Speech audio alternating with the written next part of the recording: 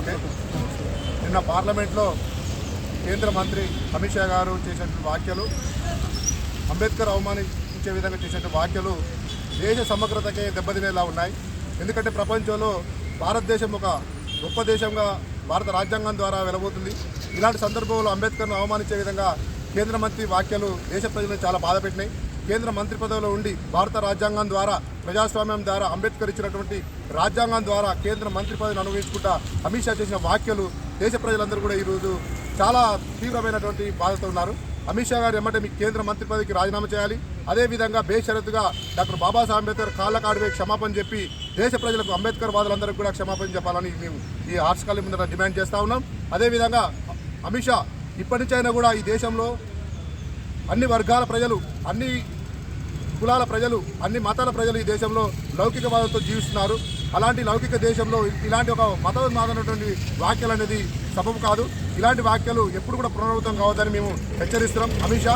అదేవిధంగా ఈ దేశంలో ఉన్నటువంటి బనియా బ్రాహ్మణులందరూ కూడా ఇక్కడ ఉన్నటువంటి ప్రభుత్వ రంగ సంస్థలు మొత్తం కూడా ప్రైవేట్ రంగ సంస్థలకు అప్పచెప్తా ఉన్నారు. ఆ ప్రైవేట్ సంస్థలు కూడా అంబానీ, అదానీ, అమిత్ షా ఈ ముగ్గురు కూడా బనియాకు సంబంధించినటువంటి సామాజిక వర్గాలు. ఈ దేశంలో సర్వ సంపద అంతా కూడా బనియాల చేతికి పోయే విధంగా వీళ్ళు ప్రయత్నాలు చేస్తున్నారు.